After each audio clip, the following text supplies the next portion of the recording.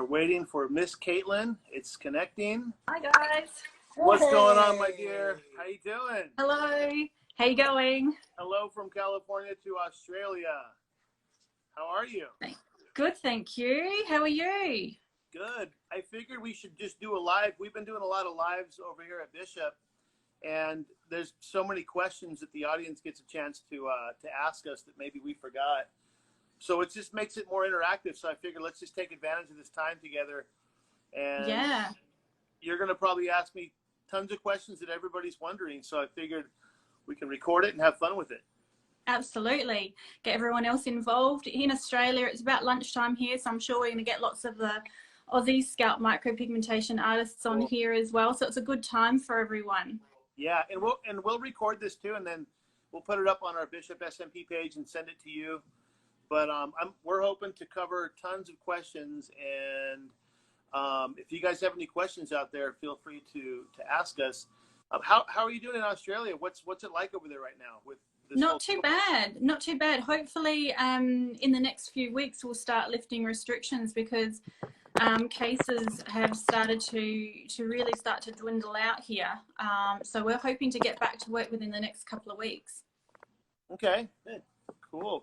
How's it over there for you guys? It's the beaches are packed, right? Oh my gosh, yeah. Yeah, the beaches are packed. So I mean, but that doesn't mean much. It just means that people are getting tired of sitting on the couches. The weather's really good here, and I don't know. It's weird. I think it's good. People just want to boost their immune system, so they get outside. Being careful, but fresh air exercise always helps. And of course, for those joining us, we got David here, David Hoffer, Headliner Inc. David actually manages the Bishop SMP social media and a lot of the business that we do.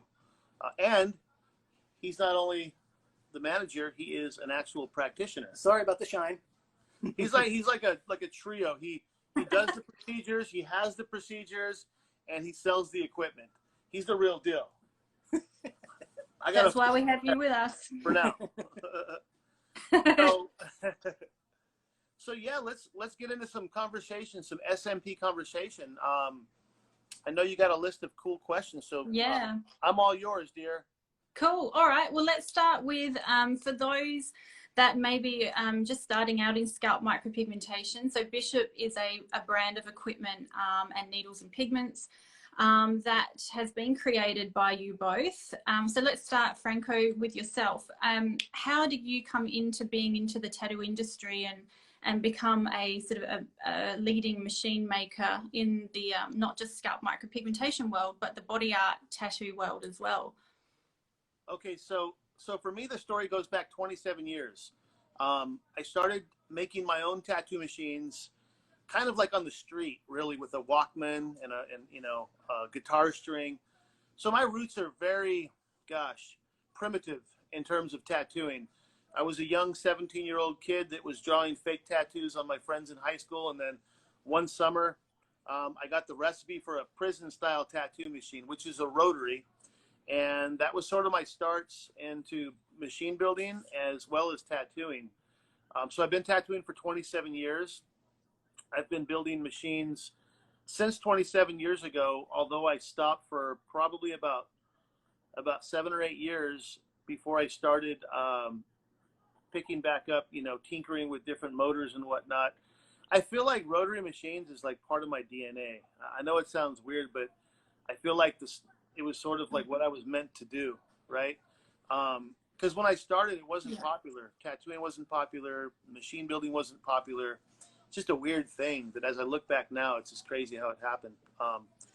In 2007, I started tinkering with the first Bishop, what would be known as Bishop. And we launched in about 2008, the first Bishop that you could buy. So it's been, over 12 years of machine building, solid machine building with Bishop. So Bishop's 12-year-old company, and time goes by so fast. But I will say that when we started building machines in 2007, 2008, rotary machines were not popular. They were hated on. It was like when Steve Jobs came out with this Macintosh computer. It was for the artist and for the creative and easier to do, and the PC world was like, that's not a computer. You fast forward nowadays, everyone that's creative has a Mac, right? Or an iPad. So that's kind of what it was for me. It was like this new world of tattoo machines, and I went for it. And we sort of helped set the paradigm of what today is known as like the rotary tattoo machine movement. Yeah. Yeah. So you seem to have this very consistent theme across your brand. So the name of your business, your name of your other needles. Where did the name Bishop come from? Okay, so I was at a bar, sitting at a bar with a friend of mine, Jack. He's from one of my favorite rap groups, Psycho Realm. And we were drinking tequila, and this was in about 2007, and end of 2007. And I was like, we have to figure out a name for the company. Like, what do I call it? And, you know, we're drinking tequila, we're getting drunk, and he's like, you got to call it Franco Vescovi, you know, like Eddie Bauer, and like, you know, he's giving me all these examples of like companies that and I was like, that's just not me. I don't want to name it after myself. That sounds corny. And so he's like, we're sitting there, and he's like, okay, your last name, Vescovi, like call it Vescovi. And I'm like, that's kind of cheesy too. Like my last name is hard to pronounce. Vescovi, you know. It's not like DeLorean. Like remember John DeLorean with the car, the DeLorean? That's a cool name. That's a cool name. But Vescovi is like, you know, what is that? So then he looks at me and he goes, what does your name mean in English? Everyone's name means something, like, you know, in English, right? Like Reyes, you know, or whatever. I go, it's funny you say that, because my name in translated from Italian to English means bishop. Wow. And then it was like this light went off, and it was like, oh, that's it, Bishop. And then he looked at me and he was like, that is really cool, man. I like that name. And I was like, I do too. So it's named after me, but nobody knows. Okay. That's really cool.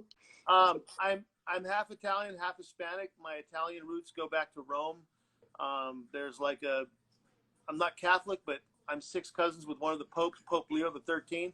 That was like the cool thing in my grandma, my rest in peace. My grandmother was so Catholic, most Italians are, and she thought she was the coolest girl in the world because she was 4th cousins with the Pope, which makes me 5th cousins. So I'm not Catholic, but what I love is the fact that somewhere in our lineage we were related to this guy that lived amongst the Vatican, and he got to see all the Bernini statues and all the paintings, and to me that's like, you know, really cool, you know. And that's your favorite art style too, isn't it? Yeah. Oh yeah, I love everything about Italy, and I love everything about the art history in Italy, from, you know, Michelangelo to Da Vinci to everything. And so I think every artist, you ever hear that saying, who do you think you are? What do you think you're, a Michelangelo? Yeah. You think you're a Da Vinci?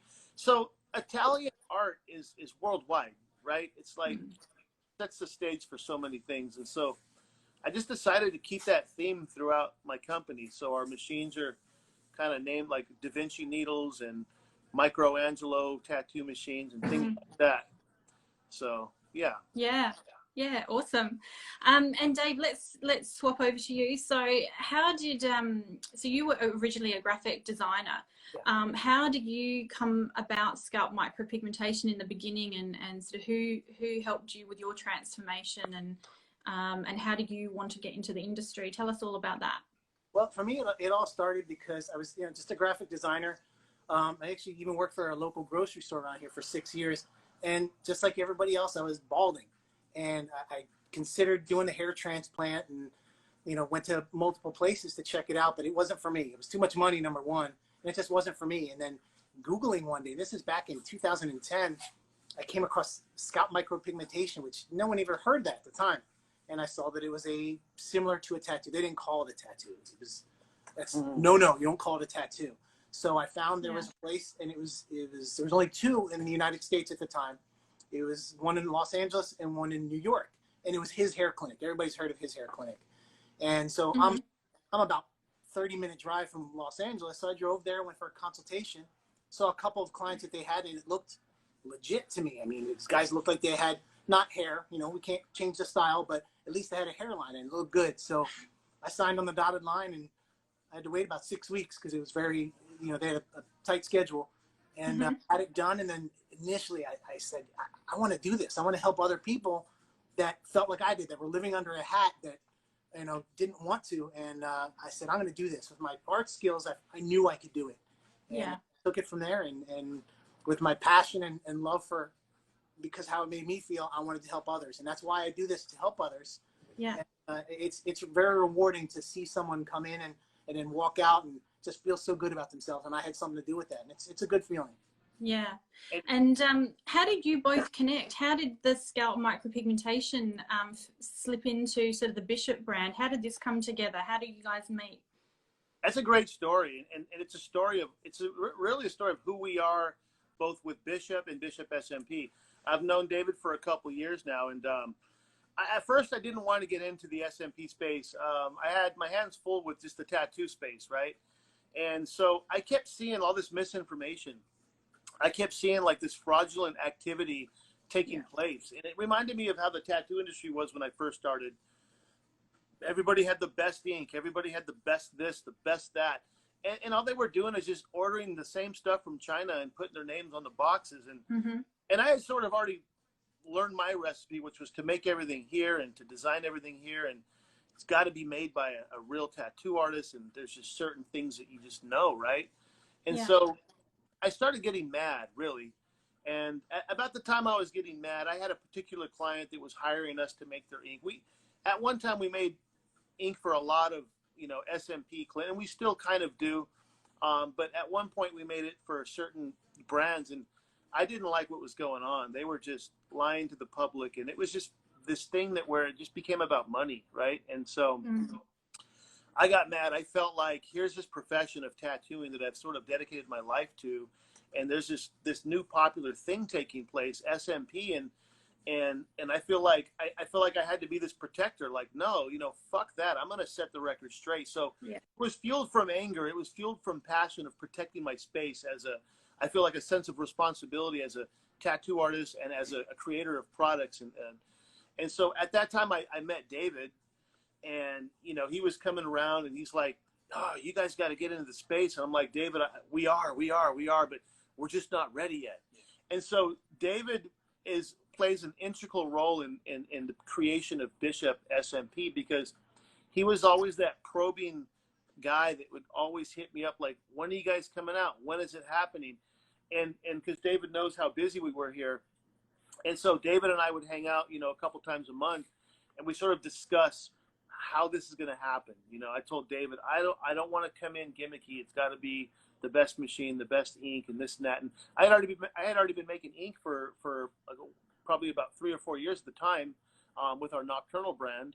And I started seeing orders come in from SMP people. They would buy like 8-ounce bottles of my ink, and I'm like, I know what they're doing.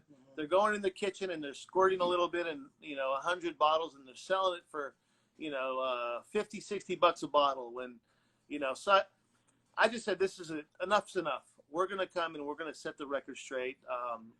From the beginning, Caitlin, like, we didn't want to be the biggest or the best. We just wanted to be authentic, because I knew that if we were authentic, that would help us, you know, secure a nice place in the space of SMP. And so David, again, he just kept probing, when is the machine going to come out? When is this? And I went through a couple of renditions of the machine. David tried them out, and he's like, this is fine. This is good. I'm like, no, it's not good enough. It's not good enough. And I basically just came to the conclusion that it's time. And we said, look, we're going to start out with the ink that we've been making for the SMP space for, you know, 3-4 years already. We're gonna start designing needles. And so I started using all my contacts in the design space of tattoo supplies. And, you know, people don't realize with needles, a lot of people just order needles from other companies overseas, and they don't know anything about them. They don't even know who the factory owner is, what kind of steel they're using, what kind of solder they're using. They just say, hey, give me a 1203 or a 1003 or an 803, and throw my logo on the box. And then they push that product as like the best.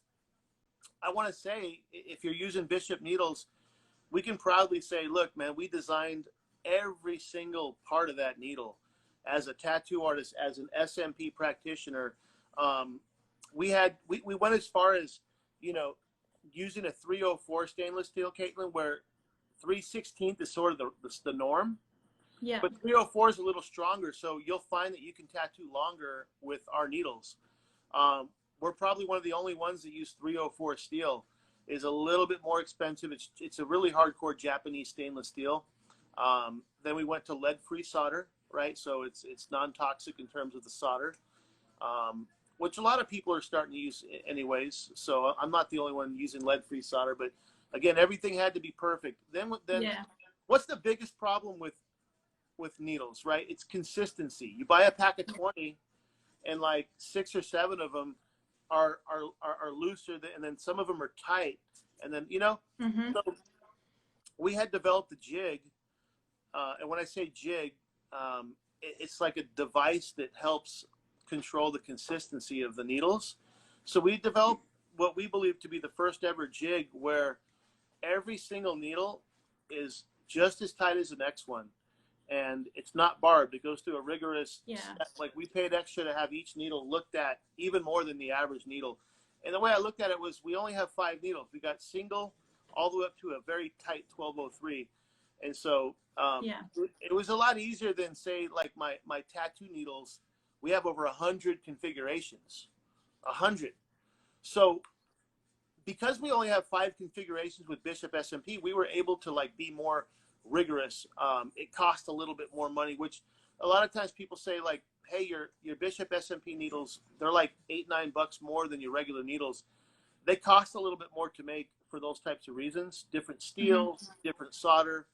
But nonetheless, each one is tight. And if you buy a box, they're going to be consistent. And I think the real thing, Caitlin, is my name's on the line. Like when I go to a convention or even as we're doing a live right now, like at the end of the day, as I create products, I'm kind of like, you know, kind of an insecure in a way where it's like, oh, I got to make them to where they like them. So that insecurity and that fear keeps me on my toes. So when it comes to like, and David will tell you, I'll let him chime in on this, but when it comes to the quality, I'd rather not put anything out unless it's perfect. And I'll let David speak on that. He's put up with me for a while. That's been itself fun, as you know, Caitlin. A lot of people want Bishop stuff. They hear about it. They know the company is one of the best in the world, if not the best. And then I can't wait. And people can't wait nowadays. So when he's a little bit like, hey, here comes the new one. Like, when is it coming? And to Franco and to the whole team here at Bishop, it's not good enough yet. So sometimes you got to wait for quality. Good things come to those who wait. And that's it's been true. Absolutely. I think the reason why is everything's a process, right? So like if I come out with a machine, it goes from like a thought, like in a concept, to this design on a computer to like a prototype, right? And then from the prototyping stage, it goes into the stage of like a limited edition run of maybe like 10, and I'll give them to David and different people to put them into practice. And that sort of process sometimes can take 3 to 6 months, you know, tweaking little things that maybe he picked up on that I missed. And maybe the bushings were like, one of the things is the bushings were made to where sometimes they would get loose in like the very early prototypes. And I was like, okay, I have to redesign that part. So that process just takes so long to perfect because I don't want to just put like a new machine out in the market. I think Bishop's really a simple company. We don't believe in give, you know, we want our machines to just work every time and be simple.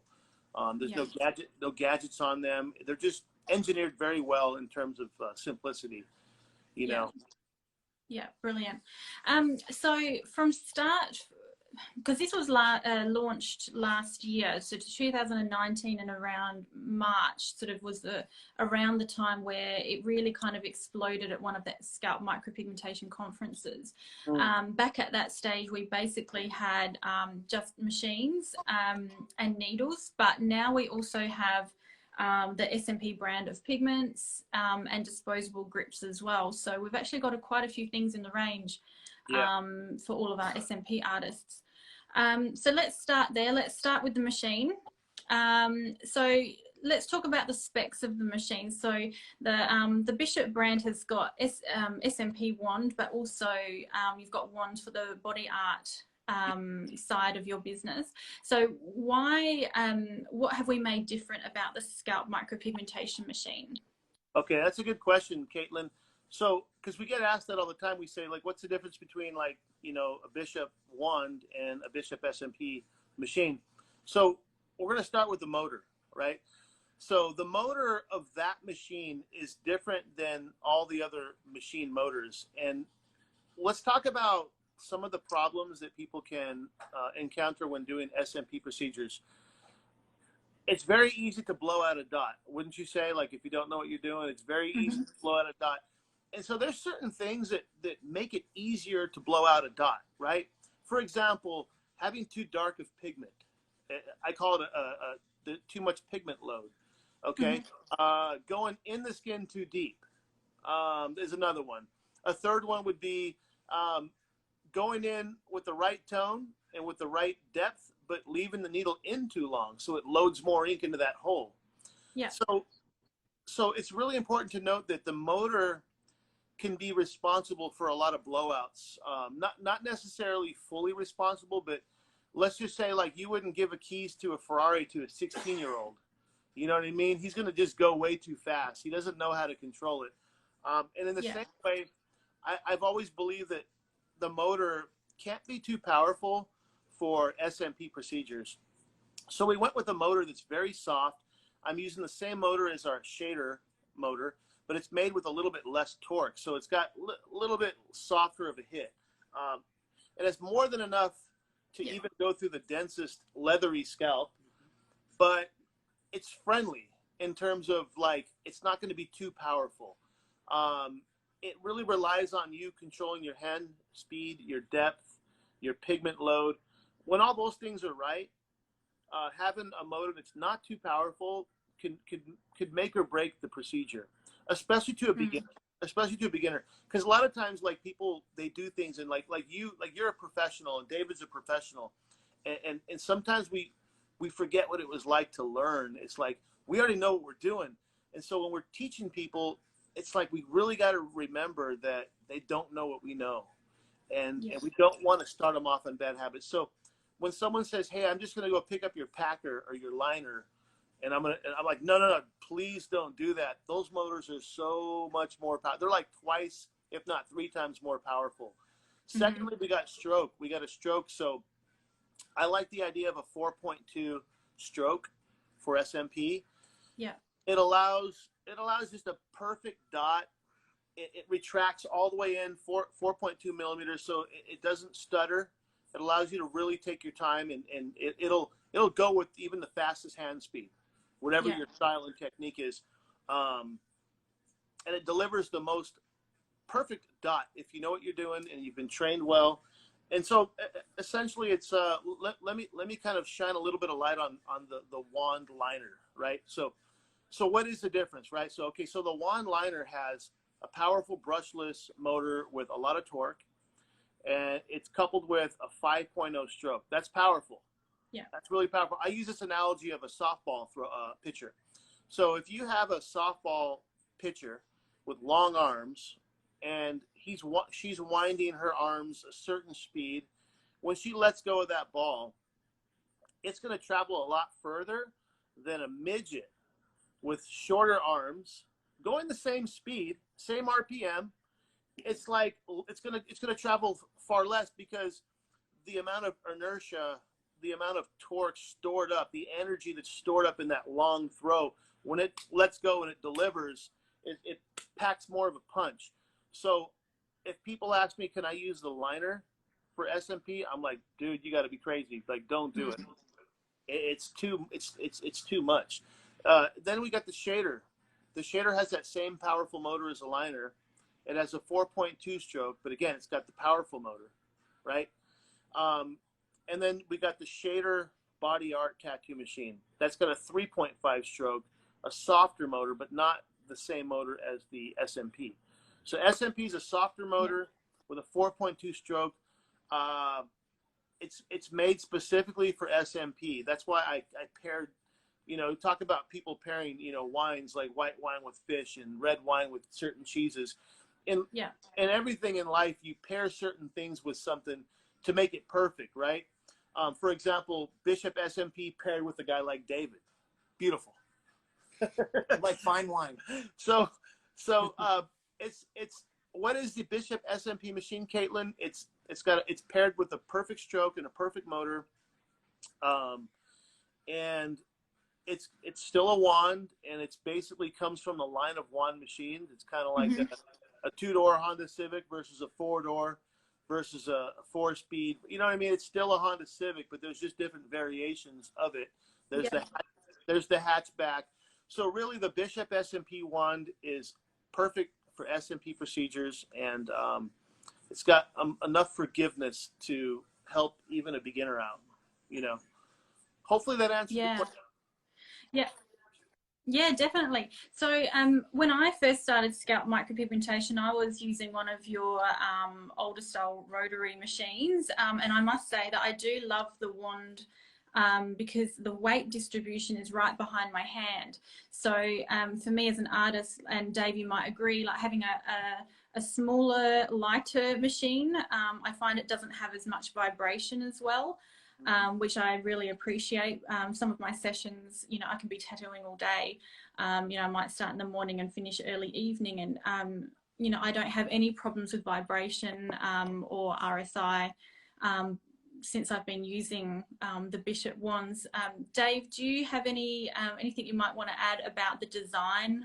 You were involved, I'm guessing, with the design process and things to look out for that specifically needed to be modified for scalp micropigmentation? Yeah, well, the design of it wasn't, I didn't help with the design of the actual machine. It was primarily the design of the grip. As we know, an SMP is the only one that comes with that small grip. And that was mainly because, you know, we're in cosmetic tattooing, and a lot of cosmetic tattoo artists, we get a lot more females in it, and they wanted something smaller. And we were always told something smaller and thinner and almost like a pencil would be better. So we came up with the fatter, and it comes down to a smaller size to fit the hand perfectly. More and more people are kind of preferring the larger grip though, but it's now you have a choice. You can go to the smaller size, or you can go to the bigger size, and everybody has their preferences. But that was my help with designing the size of the grip, and it went over pretty well in the industry. Yeah. And you've made them in different colors as well. So this is an example of one of the copper machines. The original machines were all chrome. Yeah. And so what else have you come up with? What else is copper, chrome, and matte black?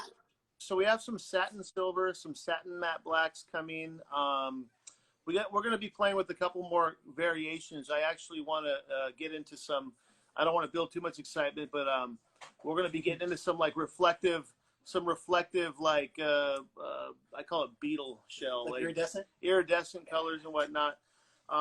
But speaking of different products too, Bishop SMP, we have a line of inks, a line of lotions, and we have machines, of course, needles, all the needles you would ever use. I do want to talk at some point about single needle and 1203 RLT because it's important to talk about that subject. But this is also a subject that there's not enough conversation on. It's something, as a tattoo artist for 27 years, I've heard everything about this topic that I'm about to bring up, and it's really noteworthy in terms of longevity. It's been said that, you know, don't judge the tattoo on how it looks today or even next year. Judge how it looks in 5 years and in 10 years and in 15 years, because people don't realize this is a permanent procedure. And if it's done improper, it will look a little weird in 4 or 5 years. And the practitioner may have had, you know, hundreds of procedures and they were doing it wrong until they learned the right way. But one of the topics I want to bring up is how the sun affects tattoo ink and what the sun does to tattoo ink. Because as this procedure is on the head and it's the closest thing to the sun when we're walking outside, man, people really have to protect their head with an aftercare. That's why we came right away. One of the first products that we came out with, along with everything, was the SPF 15 lotion with SPF 15 to protect. We're working on some higher percentages of SPF. But here's what happens: the heads are going to turn a little green, and they're going to kind of fade if they don't protect their heads. The sun just does that. It's a known thing in the tattoo world that if you get a nice tattoo when you're out in the sun, put some sunblock on it. That's been known for decades.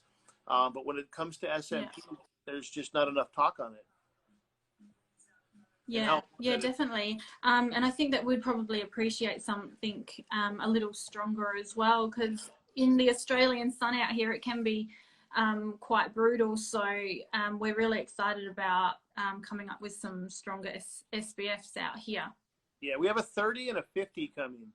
And one way to look at it, Caitlin, is you can take, like, let's just say David just got a procedure and he does nothing to protect it, and he's moderately in the sun, you know, just even walking outside, you know, from the car to the store. He's a moderate sun guy. On the weekends, maybe he goes out to the beach or whatnot. He's not in the sun every day, but he's normal. He's a normal Californian or Australian guy, right? Because certain places have more sun. We're talking in 5 years compared to if he was one of the guys that protected his head every day. We're talking a night and day difference.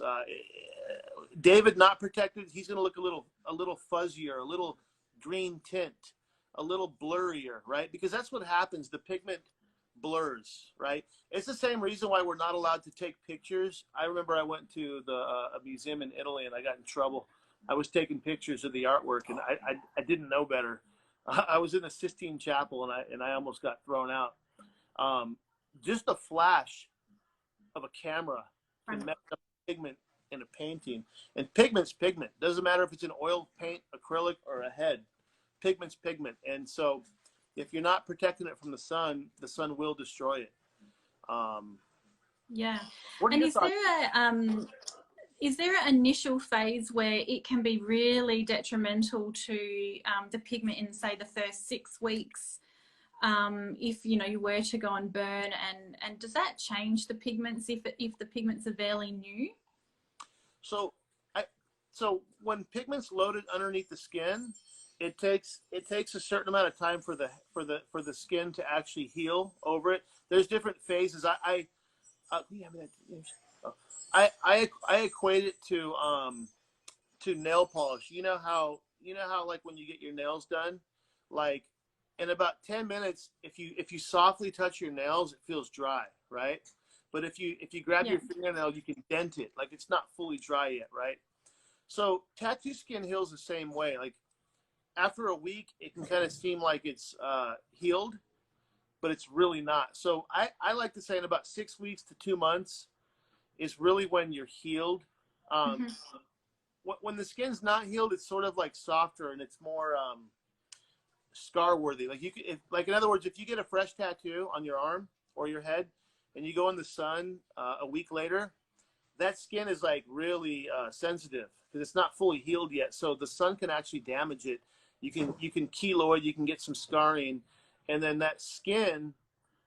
Remember, there's 2 things going on when it comes to tattoos. You have the pigment underneath the skin, and you have the reflectiveness of the skin, whether it be like scar tissue or perfect skin. However that top layer of skin is, it's going to make that pigment look different, right? Yeah.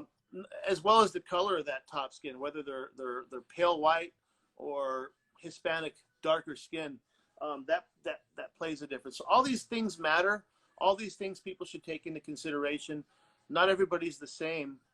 And a good practitioner can bob and weave. I use that term, bob and weave, right? Like in boxing, like a good practitioner knows how to approach every type of skin color, every type of tone. But to really answer your question, I'd say about 6 weeks is a good time to keep it out of the sun. Yeah, definitely. Yeah. And is that what you recommend for your clients after a scalp micropigmentation treatment? Yeah, I've typically always said 30 days, it should be pretty healed that you can go out in the sun. And I obviously always recommend any kind of protection sunscreen.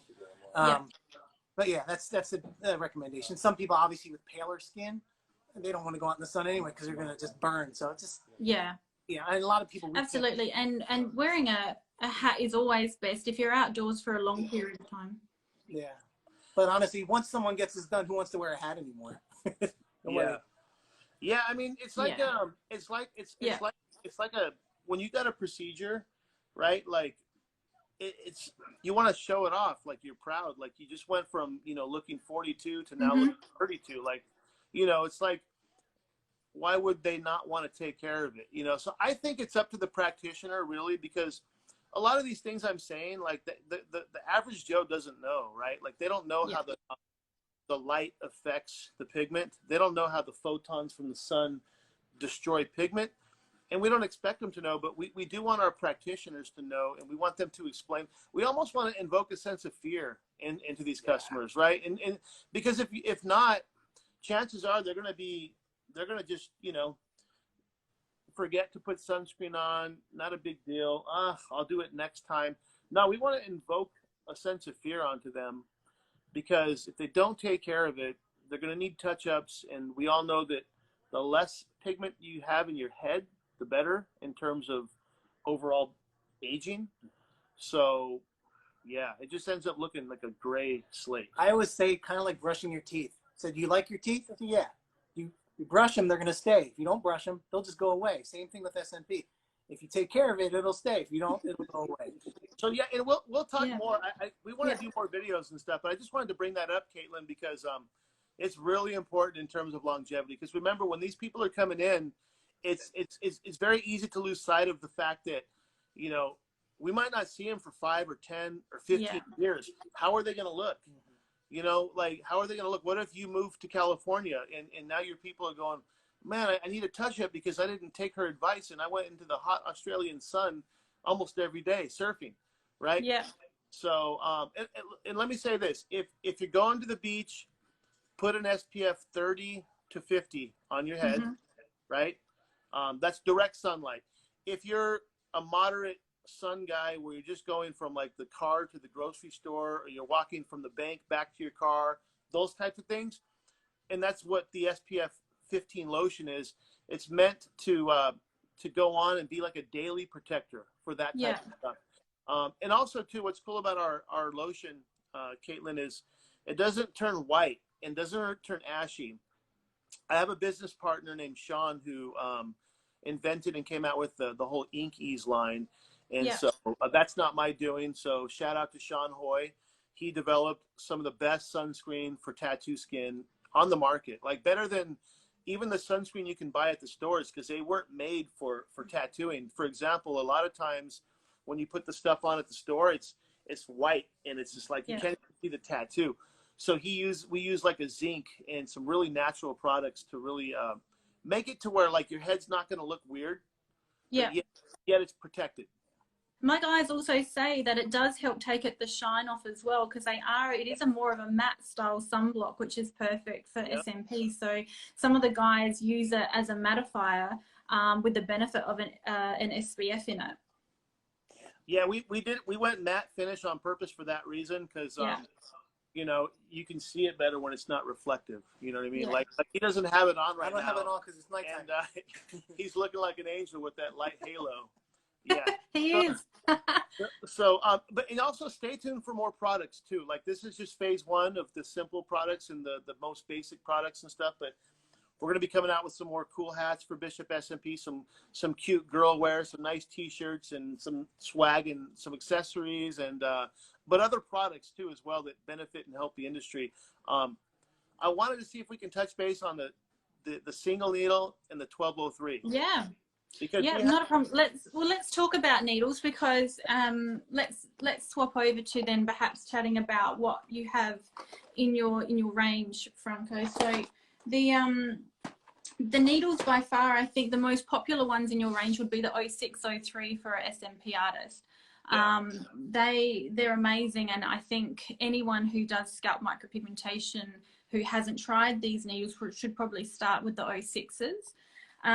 So the needles themselves, do you want to go through the features of the needles and why you chose to have sort of two air vents and the configurations? Do you want to talk about the needles? Yes. So one of the things we did when we designed the needles, both for SMP as well as the Da Vinci's for the tattoo world, is we wanted them to be designed by me, a tattoo artist, a practitioner.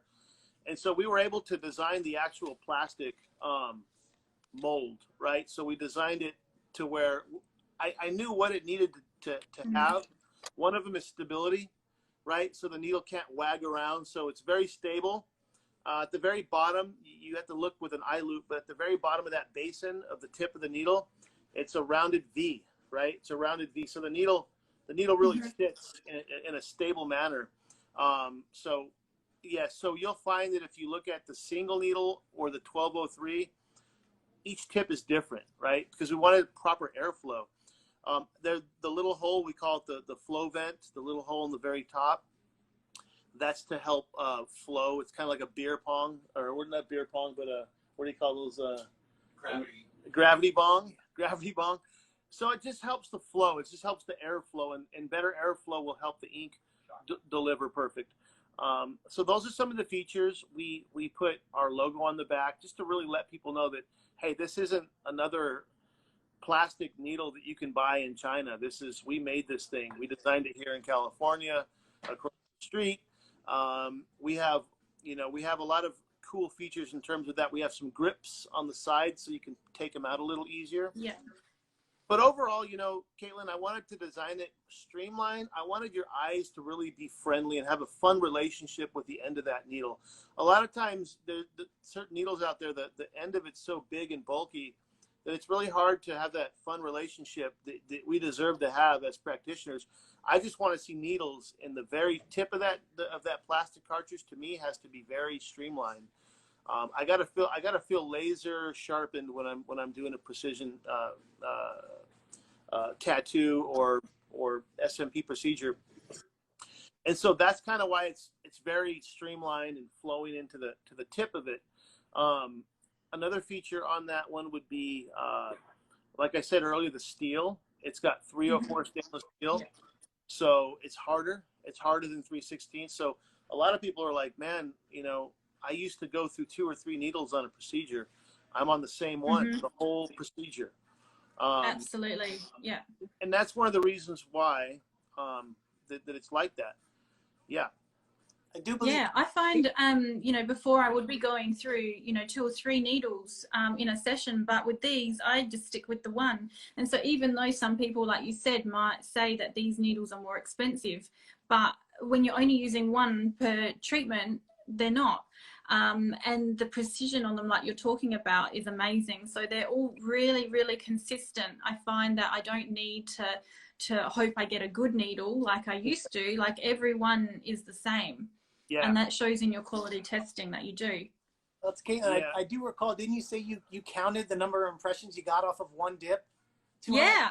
So yeah, I had an awesome skin one day, and I was finding I was getting so many impressions, and so I had my husband come in and film, and we counted. And that's on another YouTube clip. If you want to hop over to the YouTube channel, have a look. But we got 270 out of each ink dip. Because the skin was just perfect, the ink was flowing, it was just beautiful.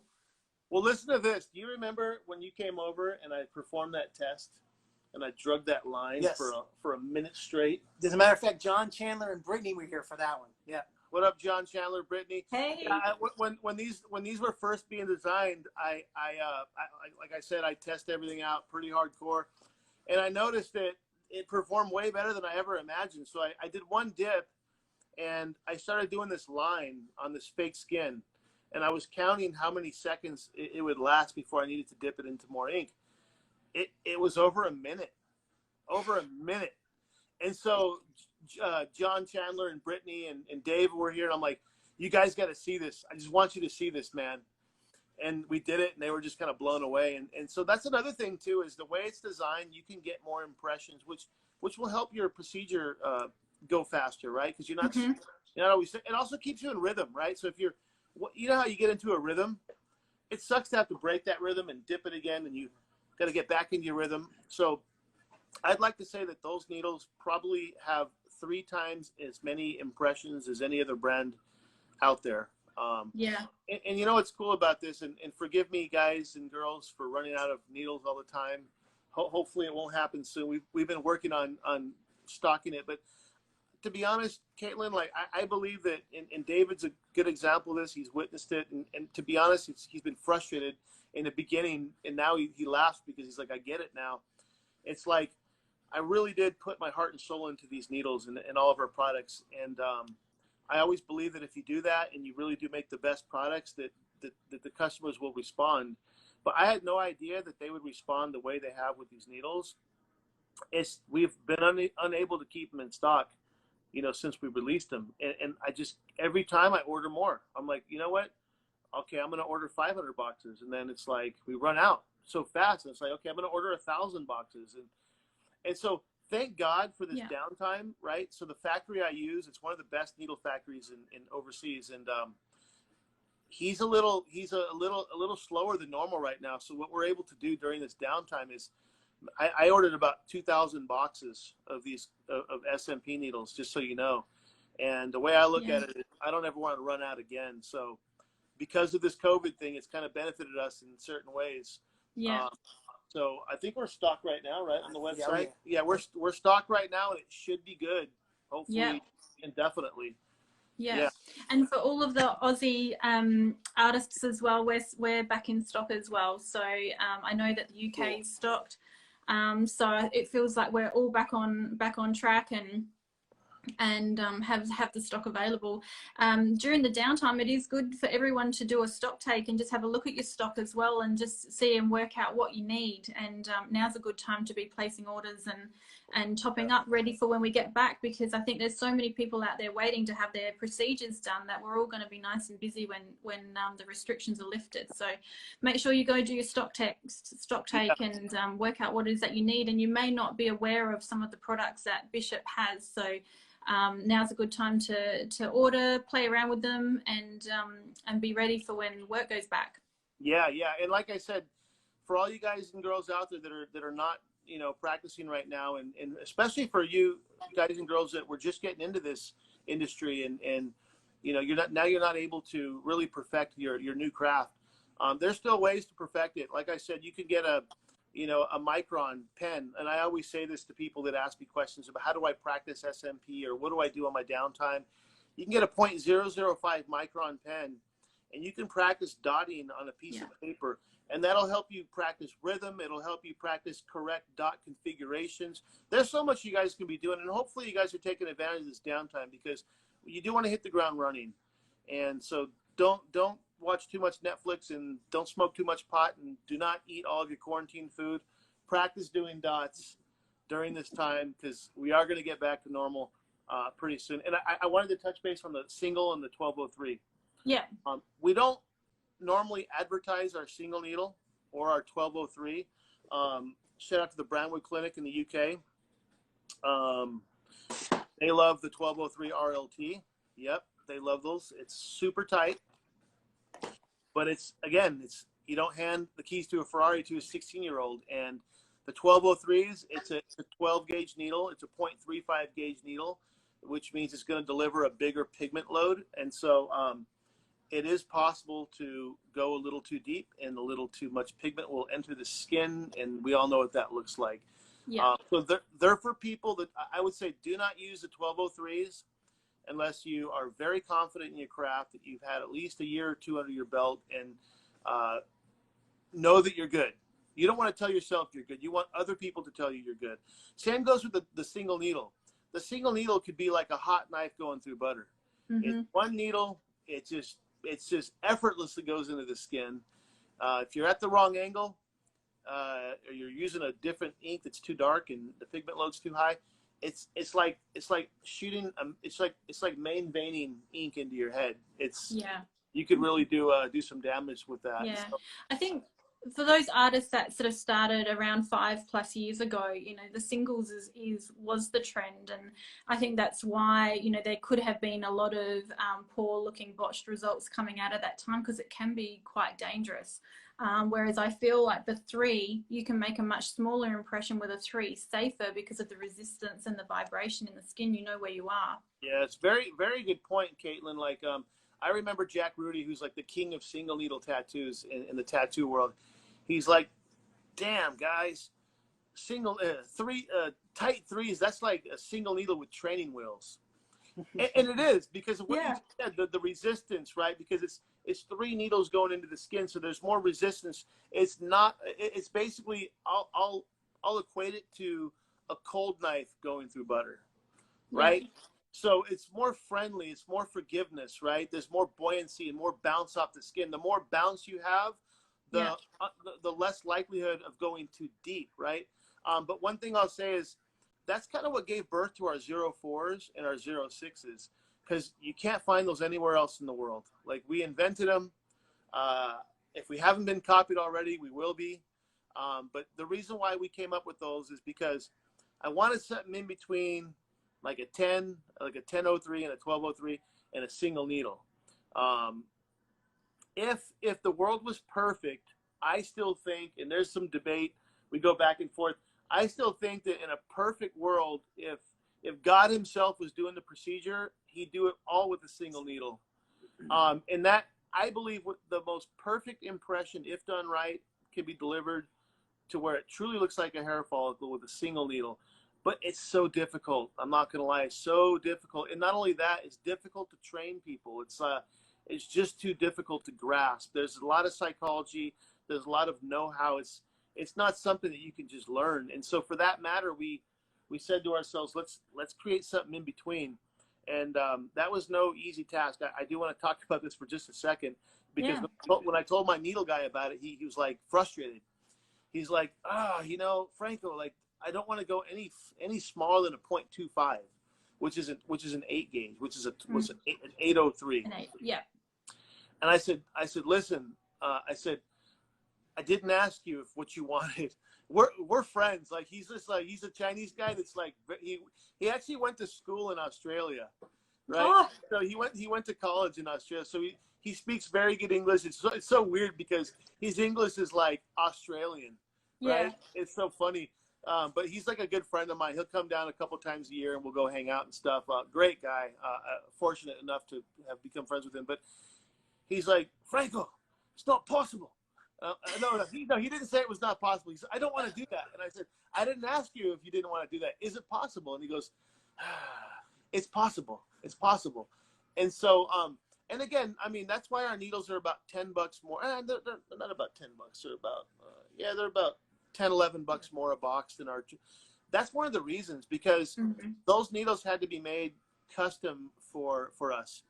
And so to get down to a 0.20 gauge or a 0.17 gauge is it's a process that he had to do just for us, and I thanked him for it. But we did it, we pulled it off. And so the 04 and the 06 is that perfect in between. I always say the 04 is good for like very light, like if you're going from that little 1/4 inch, 1/2 inch of gradient, depending on the style you're getting, right?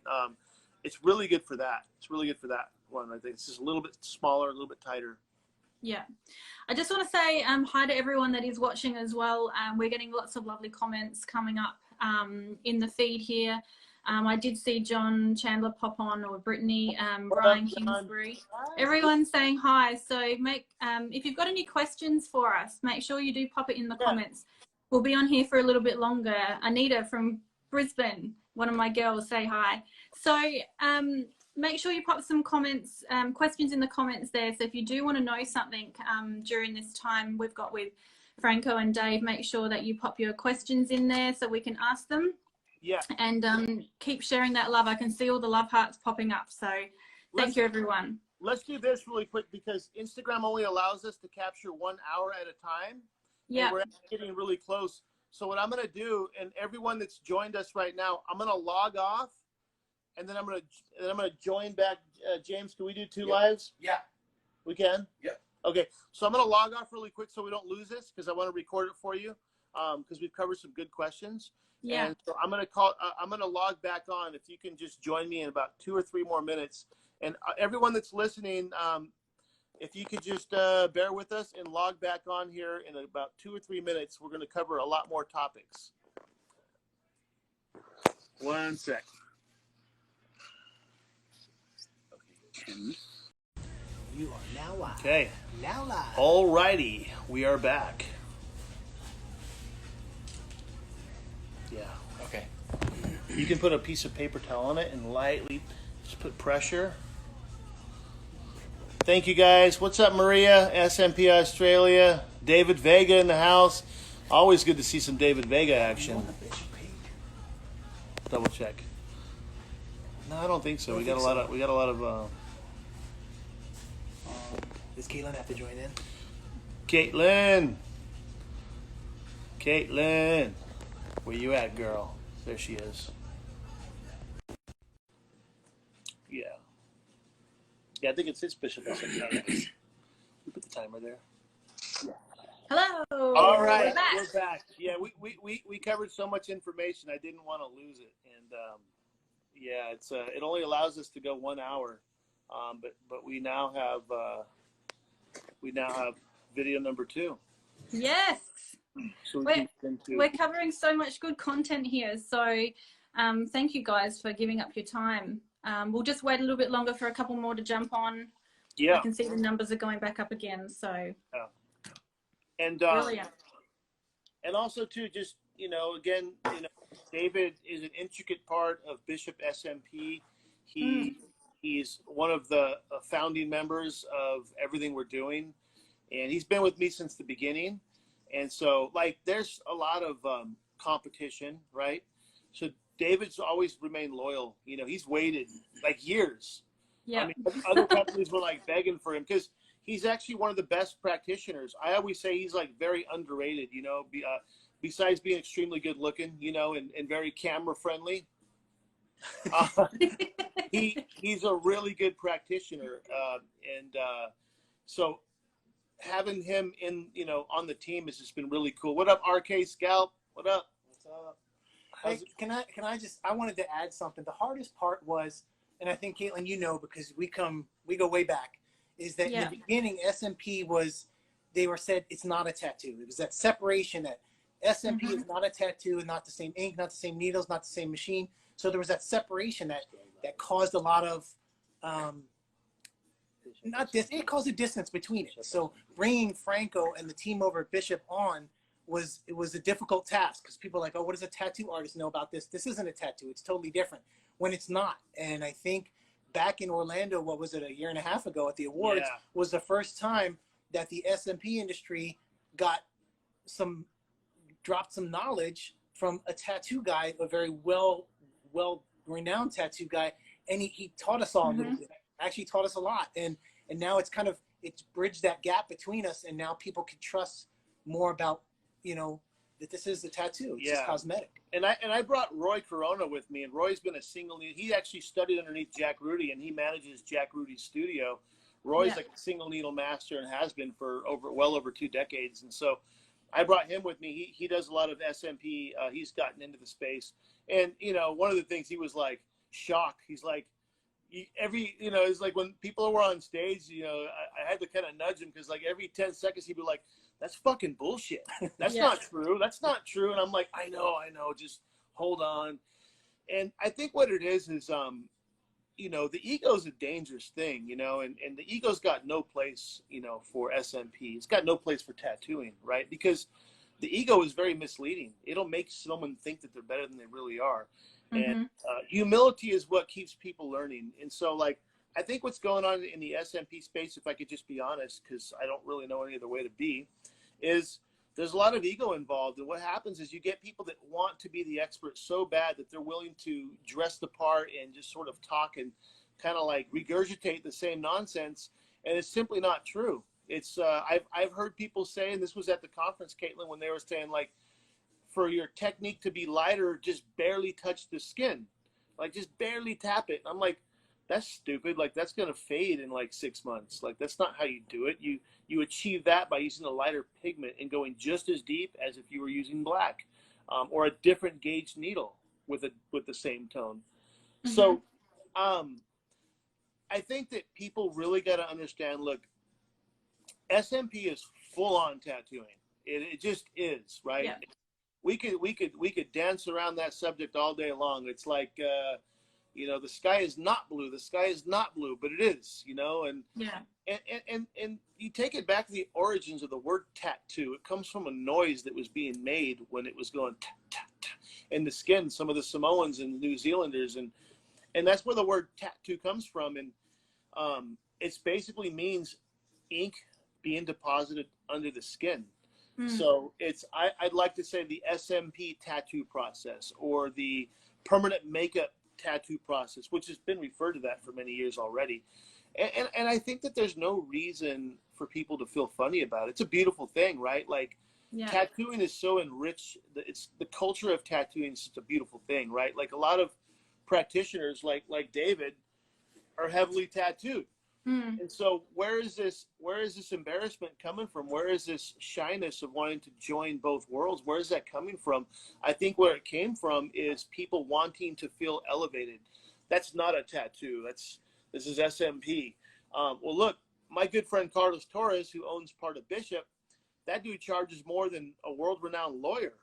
And so whoever said tattooing's below anybody either, right? So it's like anything. It's, if you're good at your craft, you're going to make money, you're going to be able to charge more, and there's no such thing as it not being on the same level of tattooing. And that goes for people like me. I respect SMP. I respect SMP artists as they deserve. If they're not good and they're doing procedures wrong, then I don't respect them. In fact, we want them out of the community.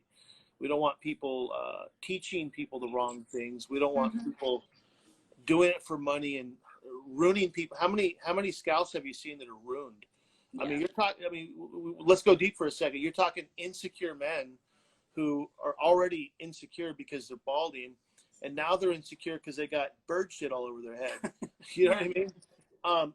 Anyone got laser removal before? That shit fucking hurts. Mm-hmm. So it's something to protect, right? Like Caitlin, like, you're a great practitioner, and David and you know, the Chandlers. It's up to us to protect this industry. It's up to us, guys like Efren. What up, Efren? RK Scalp. It's up to us to really protect the industry. And what that means is we have to teach people the right way. If we don't know how to teach, we shouldn't be teachers. I learned a long time ago that just because you're good at something doesn't mean you're able to be a good teacher. That's a whole other art form. You got to learn to oversimplify things to be a good teacher. I'm saying that for whatever it's worth. Yeah, 100%. What other kind of topics should we jump into? All right. And where's the questions at? Come on, guys. Well, I just wanted to also just go back to needles. What's that? Oh, I was saying, like, everybody ask questions. Don't be so shy. This is a chance to learn from Caitlin and from David and from myself. I'm not coming in here as an SMP practitioner, but I'll tell you what, I've done at least 1 million or 2 dots, whether it be stippling. So I'm familiar with depositing ink underneath the skin in all manners. But when it comes to topics that I'm not qualified to speak on, that's when I go like this. Well, I know where I'm going for my next touch-up. and as well as you too, Caitlin. But yeah, if you guys have, guys and girls, if you have any questions, feel free to chime in. Yeah. So for those that are maybe just entering the SMP industry and or maybe even thinking about getting into the SMP that haven't started yet, I just wanted to go back over what is the configuration in the SMP needle, and as well as just touch on the safety membrane and why it's important to choose a needle with a safety membrane. So the safety membrane is important because you want to make sure that the ink doesn't travel up and through the machine and cause cross-contamination. And so you want to, you know, be careful, especially with the disposable grip. You want, let me go grab one really quick. Let's see here. Got him. Oh, those things are such a game. And now that everybody's being overly cautious and overly, you know, clean, those disposable. Yeah. Those are the best. So what's really cool, this is the special edition. Oh, I want one of them. I want one of them too. My machine collection's going to get too big. This is called the Granddaddy. Now, this was done by Hernan, one of our engraver buddies.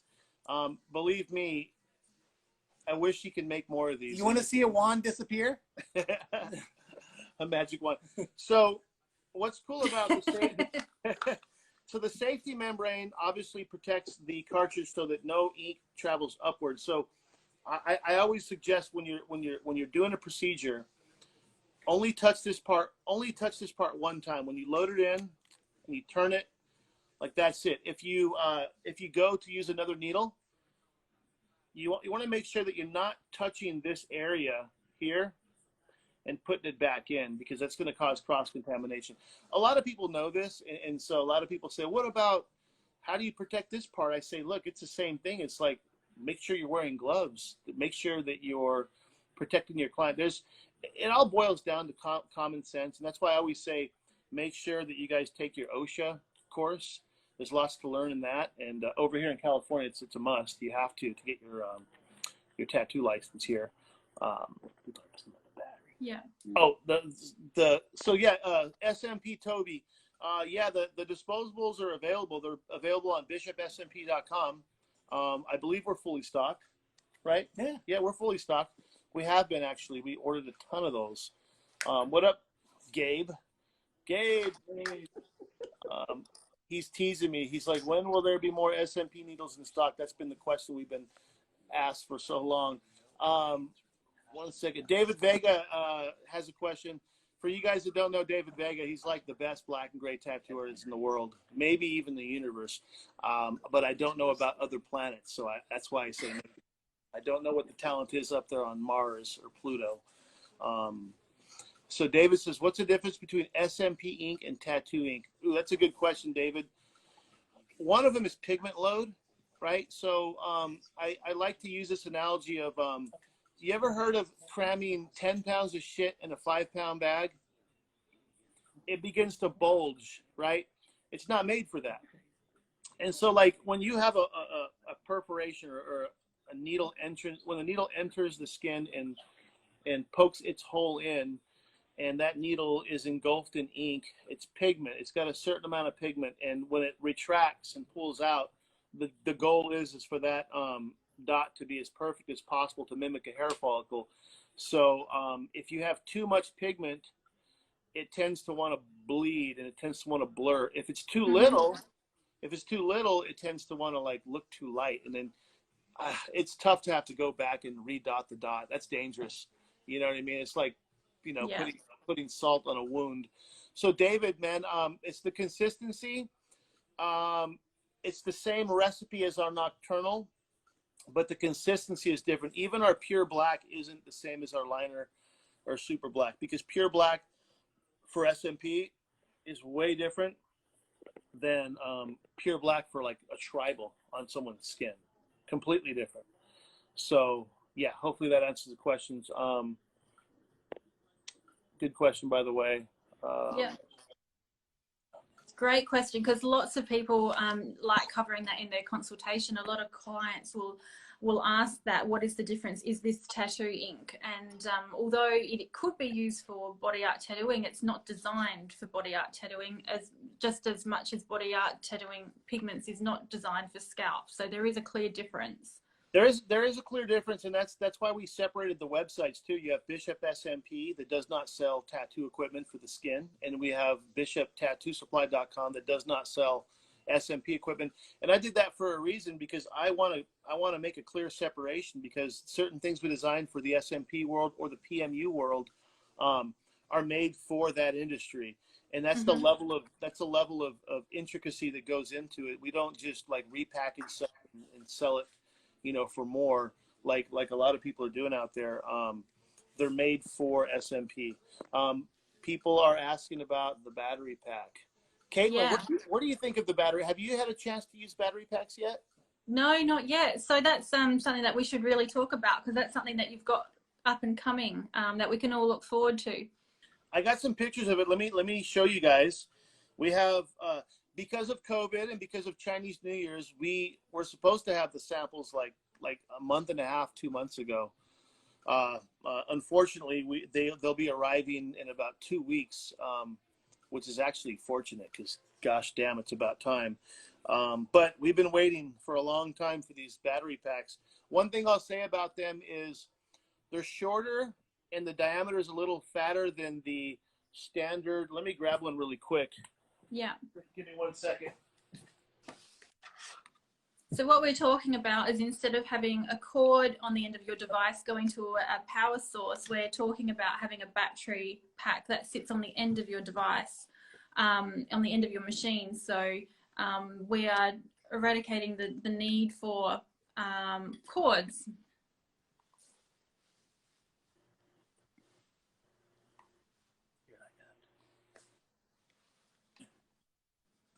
Dave, have you used the battery pack?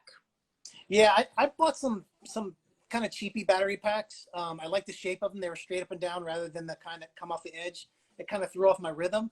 That's all I've been using. They're pretty good. They last quite a few hours. I bought a couple of them just so I have a backup. No, it's honestly, it's a game changer. Not to be, tied to a cord and don't have to worry about the, wrapping it around your head or tripping over it or pulling it out. The only thing I think you really have to be concerned with is if you're using a battery pack that isn't well made. It may run good, but any kind of pulse in that could wreck the machine, could mess up the motor. So you want something that's going to have a constant flow of power. That's why. So, yeah, this is kind of the one that everyone's been using. David got me on this one too. It's just a cheapie from overseas. It's called the Rocket. I'm not afraid to say that because there was really nothing quality out really. But one thing is, so this one I've been using just to kind of test it out, and it's so light, so I have been wireless for about 2 months now. I can't go back. It's just a game changer. So ours is a round shape just like this, but it's about that much shorter, and it's a little bit fatter, so that way it kind of goes in line with the shape of the wand. But here's the good news. It lasts 10 to 12 hours. Yeah, that's amazing. It's got what they call mAh, 2000 mAh. It's got tons of power. It has a jumpstart feature where even if you have a cartridge needle with a stiff membrane, it'll push past it with what's called a jumpstart feature. So every time you turn this thing on, it jumps to, I think, 11 volts. So it'll always work. That's been kind of a problem with these ones, and you guys probably know that by now. It's like sometimes you got to turn it on and take this off and then plug it in. Kind of a hassle. Yeah. I got some pictures of it here. Let me show you. People are popping in the questions there. Do you know how heavy it is? Oh my God, it's so light. We're talking probably less than an ounce. I mean, you could barely feel this thing. It's so light. I know, yeah.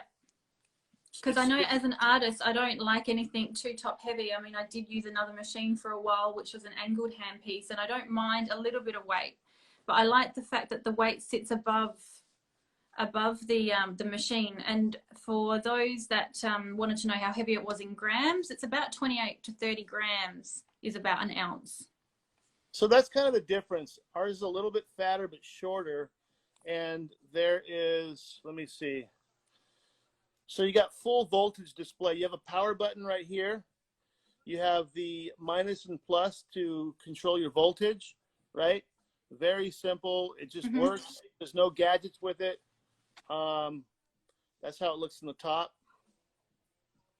David and Gabe designed the logo. Let me just brag about this logo. David's a logo master and a good buddy. He's the king of logos. Yes, he is.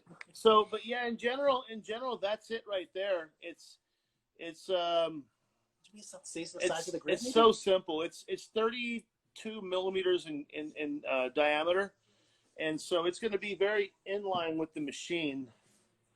It's going to be very in line with the machine. You won't be able to even feel it. That's the only way I can put it. I mean, this is probably going to be twice as much. This weighs twice as much as the one we're going to have. And I could barely feel this one. It's very simple. So yeah, it'll be fun. That's so exciting. And where can people stay up to date to see when that is released? So follow us on the Bishop. So a lot of things we design that we just simply put into the SMP space. For example, there's no need to design an SMP battery and sell it for more just because it's an SMP battery. It'll be the same one that we use for tattooing body art. It's gonna sell for about $139. So it's not going to be too much. It's going to be beautiful. It's going to last a long time. We also have another one. So there'll be two versions. One of them will have a foot switch, and you'll be able to turn it on and turn it off with your foot switch. Now, you asked why. It's because everyone wants to get the most use out of the battery. If you use it with the foot switch, you can probably get about 15 hours with it. So that's one reason. So some people want the foot switch. I probably won't use a foot switch because I'm going to have like 20 or 30 here. But that's only because I'm here every day. In his bat holster? Yeah. Yeah. Guys, David's going to be answering questions here on his phone. So if you guys have any other questions, just keep asking. Pre-order the battery pack. We don't do pre-orders because we're at the mercy sometimes of shipping and logistics and supply chain. And so we don't want to take no company should take money for a battery supply and then promise they're going to bring it to you a month or two later. It's, when we have it for sale, we'll definitely let you know. It's the only fair way to be to you guys because, yeah, no pre-orders. Yeah. So just stay tuned on the Bishop SMP Instagram page and the Facebook page. It'll be up on the website when it's available. So there'll be announcements when it's become available. So just make sure you stay tuned. Yeah, we have, like I said, our official final prototypes will be coming on in about 2 weeks, and I have a feeling they're going to be perfect, but you never know. So it's made by a really good electronics company. So we're going to cross our fingers and hope that everything's perfect. And if that's the case, then we're going to have them very, very soon. They'll enter production right away. Yeah. I just wanted to go back and talk about the disposable grips because this is the latest thing that has been released for us.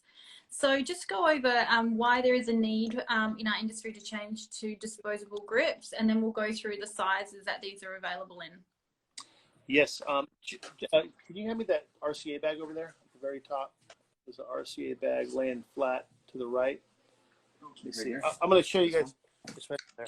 The RCA bag. Oh. Clipboard bag. Yeah, or underneath the clear. Yeah, right. The RCA bag. Yeah. No worries. Okay. So hopefully you guys have seen the video that we put out. So easy. Even a caveman can do it. Don't get offended, David. So the way it works, did I say it's so easy? Oh, because it is. Yeah.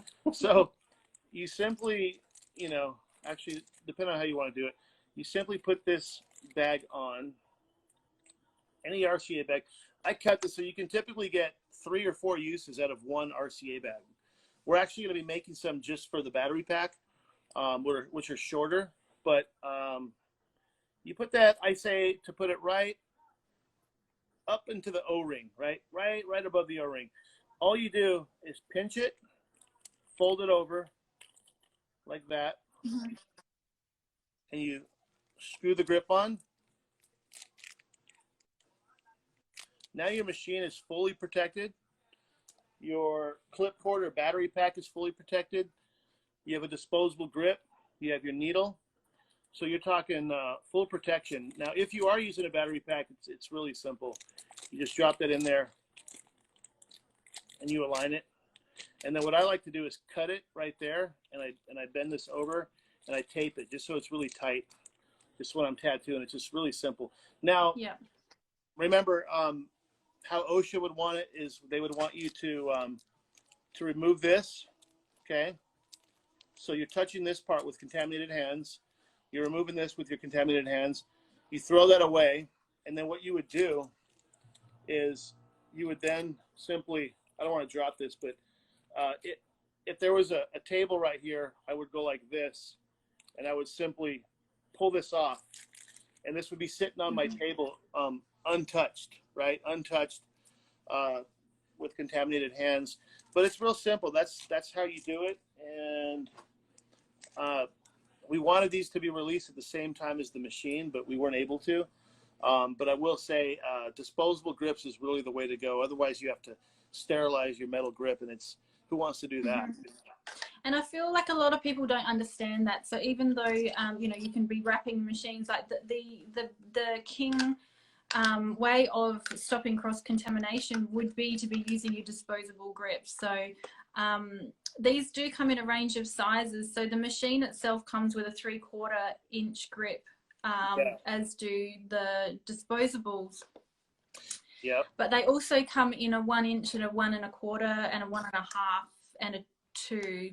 A 2, which I don't, but yeah, the 2 inch is quite large. But some artists. Grip, please. So sorry, dude. Thank you. I'm going to show you the 2 inch grip. It's so huge. I've got one behind me, but it's in the box. Oh yeah. But it's really comfy for those that are used to using, you know, maybe a 1 1/2 and then, you know, putting lots of grip tape on their handpiece to make it more comfortable. So the 2 inch is a nice addition. I think it's a grip that not too many people think would be comfortable holding something like a baseball in their hand, but when they actually do hold it, it's quite comfortable and no strain on the hand at all. Yeah. Absolutely. And they do come individually wrapped as well. So it's one per person. You would open that at the time when you're doing your sterile setup. Yeah, this 2 inch grip is not for the faint of heart, but I will say that, well, this is something fun to talk about.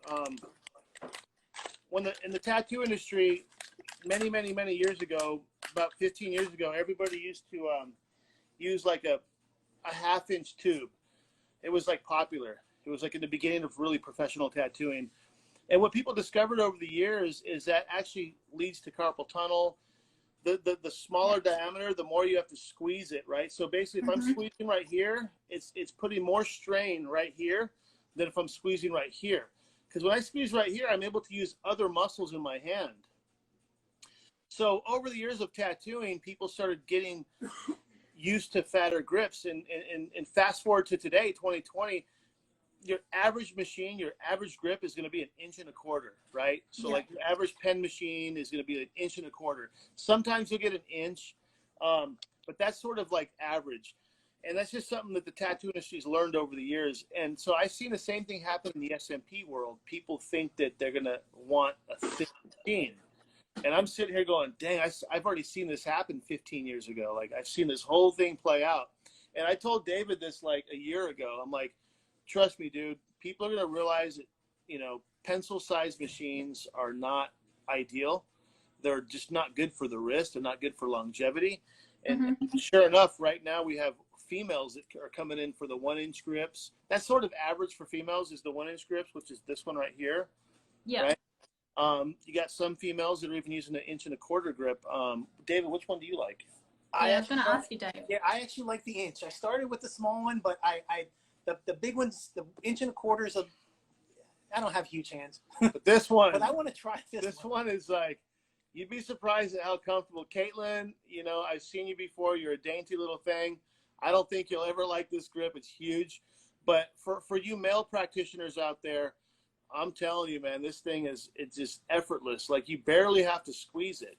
You're more so holding it, of course. And let me pop a needle in here.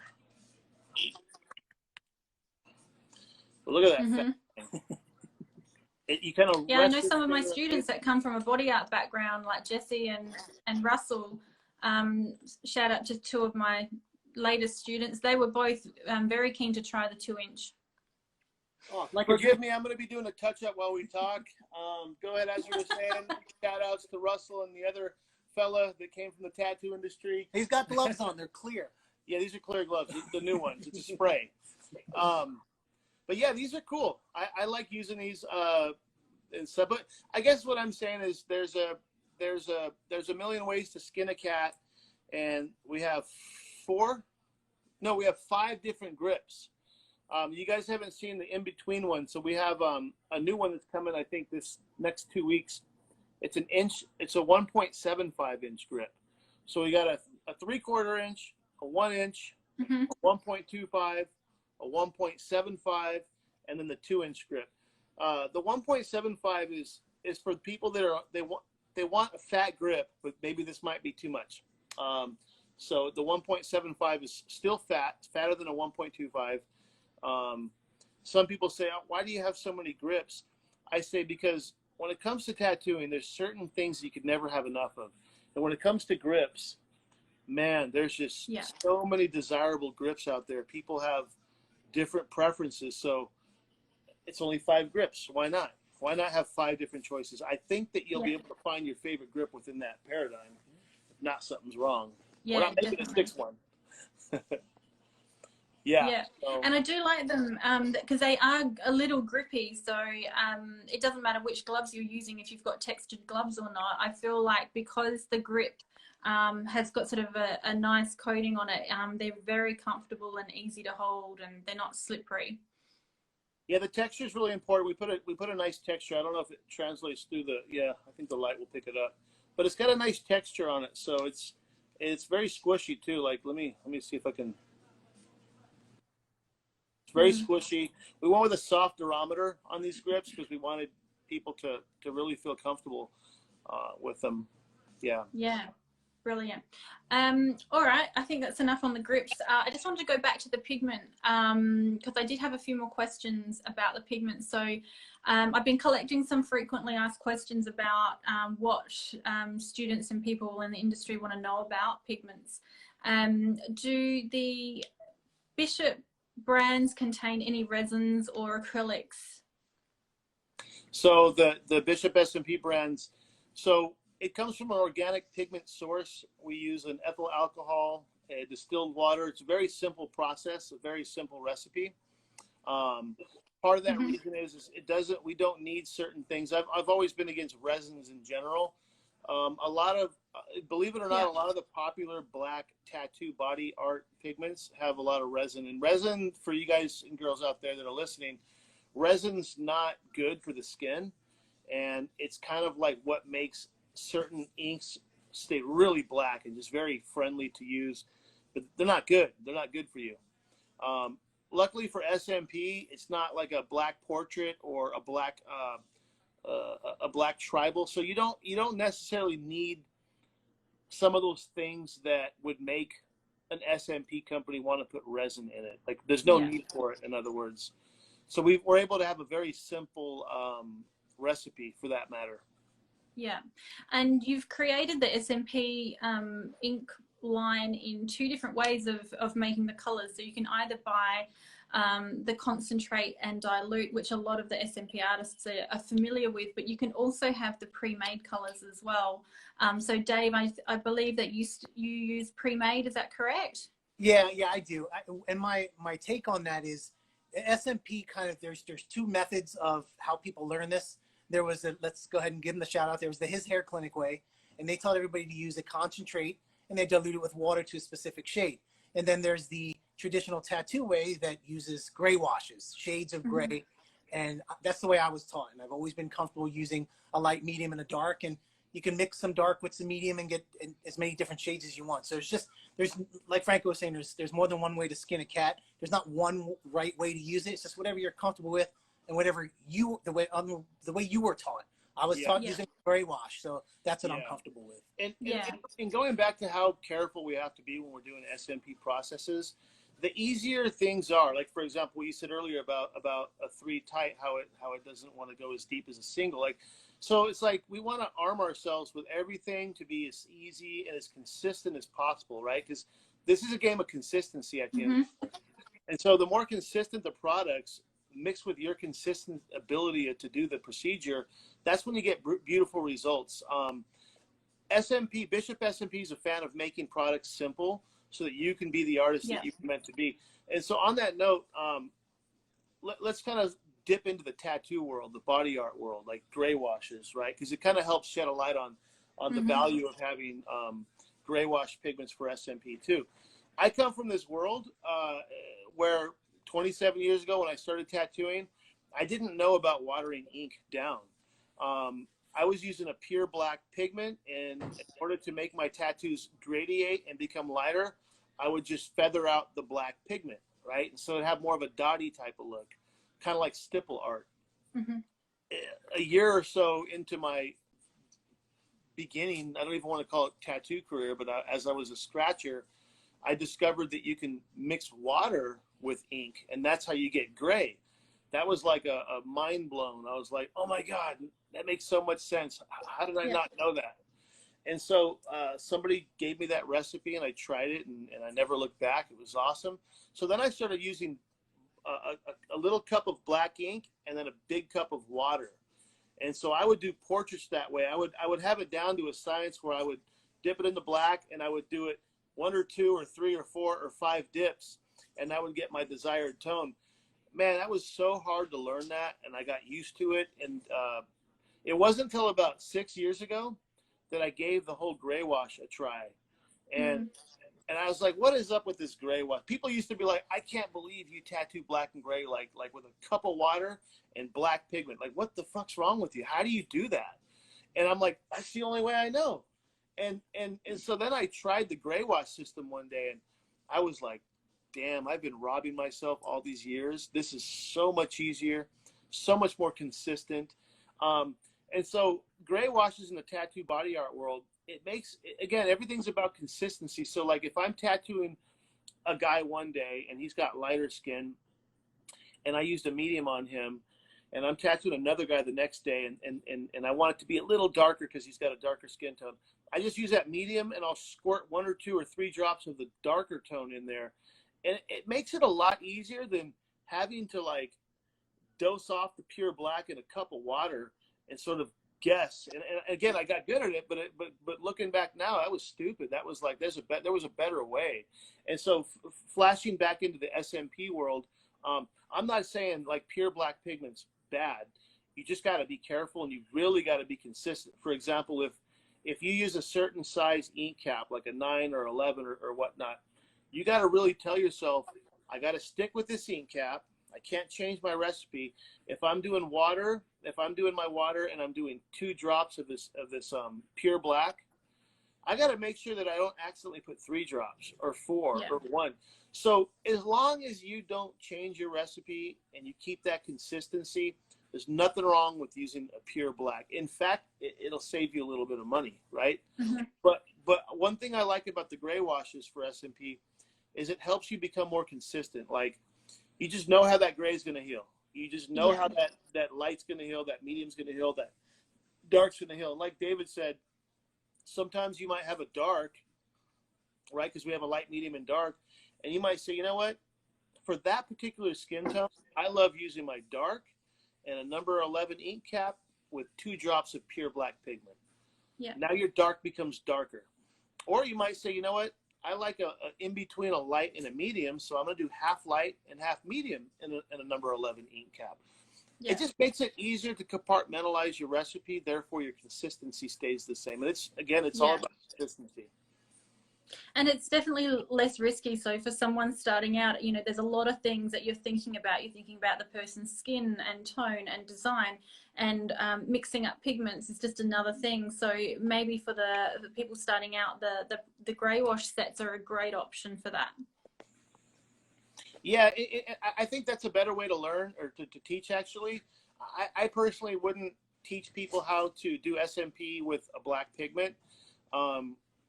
Because it's just, you then have to like hope that guy never like falters or never forgets to do 2 drops or 3 drops. It's much easier just to say, look, here's a light, here's a medium, here's a dark, and here's how you can tone down each one of those tones. And I always tell people, like, one of the things is if you're going to use a black pigment, right, and you're going to sort of do it like that, this is how deep I like to get with my teachings with tattooing is, practice learning how to squeeze the bottle. Practice how to drip. Become an expert at how to not do double dots. You know, like, you ever squeeze and it's like, oh shit, blip, blip. Like, I only wanted 1 drop, now I got 2. Should I just start over, or do I just go for it, right? Which you should never do. Don't ever just go for it. So that's the intricacy of what I like to teach when it comes to stuff like this is, take it as far as practicing your squeeze technique on your bottle. If you don't want to waste ink, fill up an old one with water and just, like I said, practice the drops. Practice how much pressure, because it's so easy to accidentally put 2 drops in there or a big blob instead of a perfect drop. Yeah. And also recording, make sure you're not complacent with recording what you used, and write everything down so that you know if another person happens to come in with that exact same type of skin tone and you want to go back and see what colors you used because you loved that result, you've got that information. And I think that makes you a better, more consistent artist. Yeah. Let me tell you a story about that. One of my favorite artists, his name is Sergio Sanchez. He's the one that did this beautiful piece right here. Look at that. Right? I mean, that's flawless. Sergio Sanchez is not your average human being. He is a fine oil artist, oil painter. He taught at some of the most elite art schools in LA, in Orange County. And he started tattooing like 25, 26 years ago. And I ran into him and we became friends. And I was, like, dude, why don't you tattoo? And he's like, I get paid good for teaching, this and that. And so one day he's like, I'm going to get back into tattooing. And thank God he did. This was about, 8 years ago, James? Yeah. So he got back into tattooing. And keep in mind, he's this master portrait artist at painting. And one day I went and visited him, and he busted out this notebook as he was tattooing me, a different tattoo. And I was like, what is that? He goes, oh, it's my notebook. And I was like, notebook for what? Right? I never did that. He goes, every client, I write notes, like what ink I used, I rate their skin tone. Was it light, medium, dark? What race they were? Like whether the skin was soft or leathery. And I'm blown away. And I was like, are you serious? Like, why do you do that? He goes, because I'm getting back into tattooing. And so like, I want to learn. Like, I want to make sure that I remember what I did on that last tattoo because it healed so perfect, or why that tattoo didn't heal so perfect. And so I was like, damn, that's crazy. I go, Sergio, man, that's a hardcore level of dedication. So I say that now because feel free to check out my personal page and go to my followers and type up Sergio Sanchez, and you'll see he's literally one of the best black and gray tattooers in the world, hands down. And I use that story to say, like, what you said, Caitlin, is so true. Like, that's the level of dedication it takes to really become the best, and especially if you're just learning. Like, write down notes, keep track of what worked for that person's skin tone, come up with your own language of skin tone. Study it, have people come back. Like, if you can, I always say this, I don't know if this would apply in the SMP world. I imagine it would, is if you're learning and you're doing an SMP procedure on someone in your same city, when you're done with them, have them come back in 1 month. Just, tell them you just want to make sure it healed perfect. But what you're really doing is you're adding those notes to your notebook. Client 265, 1 month later, how did it heal? Was it too light? Was it too dark? Was it consistent? Yeah. Right. So I'm glad you brought that up, because those are the types of things it takes to be the best. Yeah. And I'm a big advocate for advertising and using healed photos in our marketing here, because I believe that's a true indication of what the results will finish up like. So I think that's really important to be using healed photos. I lost you. Oh, there you go. I don't know. Sorry about that. I turned it back on. Yeah, you were saying it's important to use healed photos. Yeah, absolutely. So I feel like if someone just sends someone on their way and says, I'll see you in a couple of years for a touch-up, I don't feel like that's doing any help to your own progression as an artist, because you just don't know how that turns out. Exactly. And it's always good to get pictures of healed work too. That's my excuse. Hey, come on in, I'll do a touch-up, and you take some good healed pictures. Yeah, I think it's so important. Oh, yeah. And lastly, I did have another question about pigments. How do you recommend to store pigments, and how long should you be storing them for, and the longevity of them? Those are good questions. So one of the things is we use a bottle called Chubby Gorilla. It's a particular bottle that came from the vape world, the vape industry. It was made for vaping. And the reason why is James is a big vapor over here. You have to have a bottle that you can control your drops, right? Because you're squeezing these drops into this little basin. So they're very drop friendly. So we went with those bottles because they're very friendly. So that's the first thing I'll say is our SMP ink comes in a very friendly, drop-friendly bottle, easy controlled. And I always say store your ink somewhere outside of the sun. Like you don't want them like near a window where the sun comes in. Yeah. They don't need to be stored in a cool place or a dry place, just as long as it's away from the sun. Yeah. Yeah, excellent. And how long? I mean, do the pigments have expiries? Like how do you know when your pigment needs to be sort of getting rid of and order a new lot? So they come in such small amounts that most likely you'll run out. And that's like for example, tattoo ink we sell like all the way up to 8 ounce, right? From 1 ounce to 8 ounce. And like I could have an 8 ounce bottle of black sit on my shelf for like 6 months to a year. With the it's pigment, so it's not like a food or something that can spoil or whatnot. It sits in it sits in a carrier agent that's usually like an ethyl alcohol or a sterilized water, so there's no microorganisms that are going to turn into a bacteria that happens when people use regular tap water, which you should not be doing.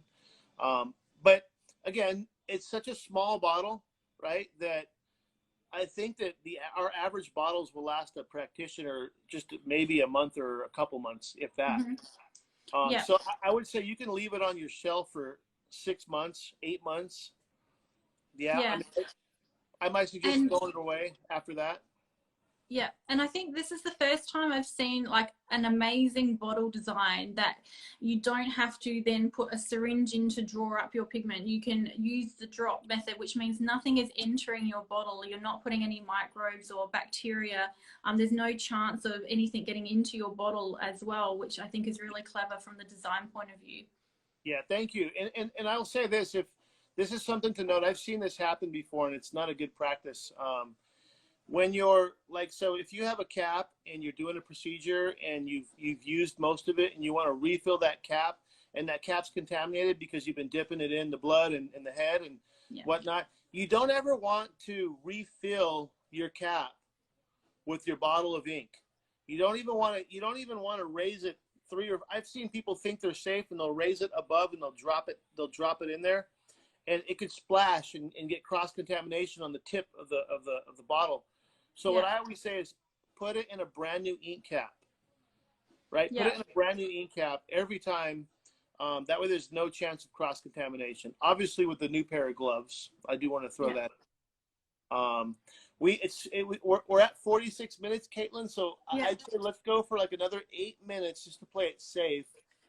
That way we can have this one saved too. Maria asked a question. Maria, SMP Australia. Maria, she asked if we sell them in packs. We do sell them in light, medium, and dark, and the full set light, medium. James just designed the new package. Stay tuned for our new package. It's a really nice. It looks like a cigarette package. It's just more of a boxy square type of thing, and they're all inside of it. It looks really nice. Any other topics that we haven't covered? I think that I am probably out of questions, so we just want to open it up to anyone who wants to quickly zip in a last minute question. Pop it in the comments below and we'll answer that for you. Again, you've been speaking with Franco Vescovi from and Dave Hoffer from LA, who are a part of the Bishop brand, and myself, I'm Caitlin James from Scalp MicroPigmentation Australia. We are the Bishop distributors here in Australia, so you can hop on to the bishopsmp.com website for orders. They're open for orders. We've got everything in stock. I did see someone pop in a question about the 1203 needles, so they are in stock as well. That's the latest needle that have come out from the Bishop brand. Yes, and be careful with those 1203s, guys, girls. If you're using them just to use them, I wouldn't suggest it. If you're using them for a specific purpose, like the guys over at Brantwood Clinic, they're very particular. They're very particular, and they're very good. So they know how to deep to go. But it never hurts to emphasize that.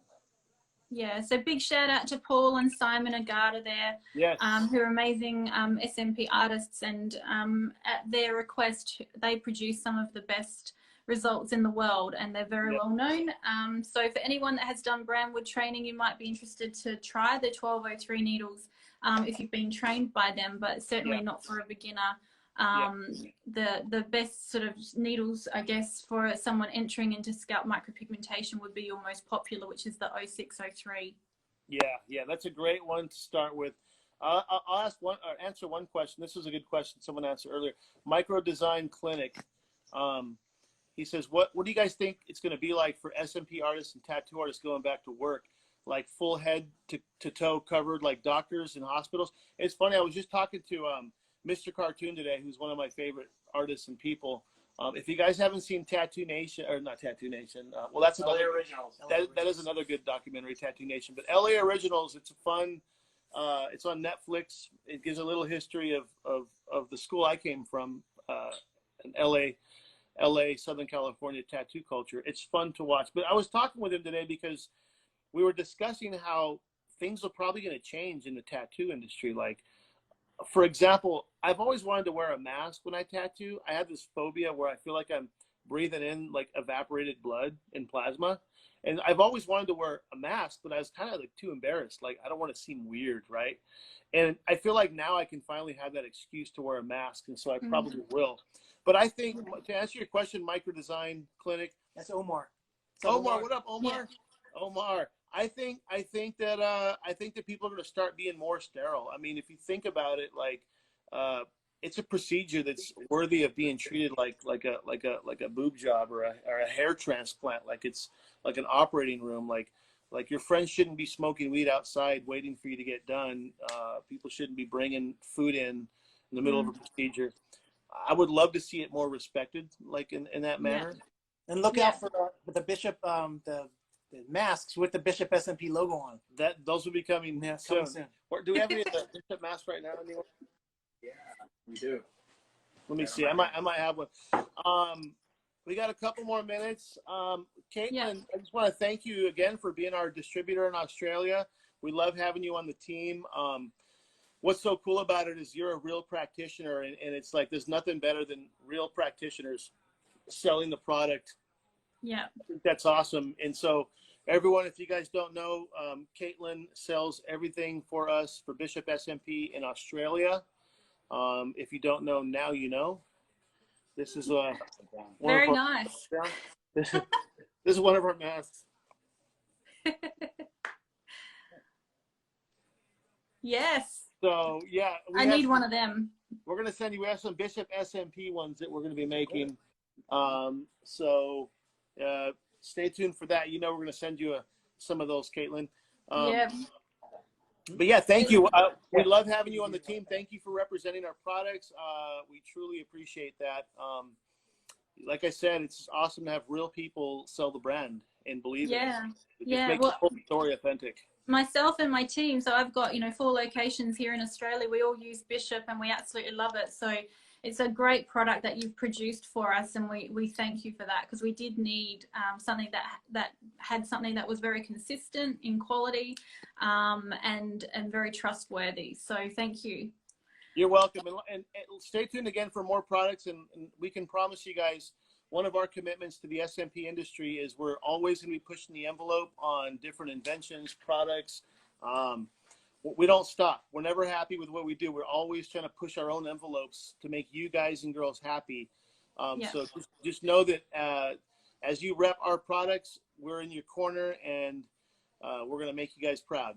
Yeah, and we have quite a lot on the Bishop Pro Artist team as well. So make sure you stay in touch with what's happening in our world by, I guess, following or subscribing to the Bishop SMP brand, because you can see all the amazing work that we will produce using your product. To stay up to date, and if you want to be recognized sort of in the Bishop SMP world, make sure that you do pop some of your hashtags in your news feed, Bishop SMP. That way we can have a look at what you're doing, and might feature you as well if you're creating something really amazing. And so make sure that you do sort of stay in contact with us and follow us and hashtag us from time to time. Yes, thank you so much, and stay tuned. David and I are going to be doing more videos and more lives, and we're going to be really getting after training and tech, and just kind of really, my goal really is I want you guys and girls as practitioners to really know your machines. It's my duty to make you guys all experts on how these machines work and what makes them tick. I believe it'll help out your procedure. So I really want to bring some knowledge into the industry on anything from what needles are made of to what pigments made of. So stay tuned for a couple of cool videos that we're going to be coming out with very soon. Yeah, can't wait to see them. All righty, y'all. Thank you, Caitlin. Thank you, Caitlin, so much. Thank we're going to send you these videos, and thank you, everyone, for tuning in. Bishop SMP and Caitlin, Australia, and Mr. Headliner, David Hoffer. Thank you, guys. So much. All right. Thanks, guys. See you then. Be safe. Be safe. And now? And now.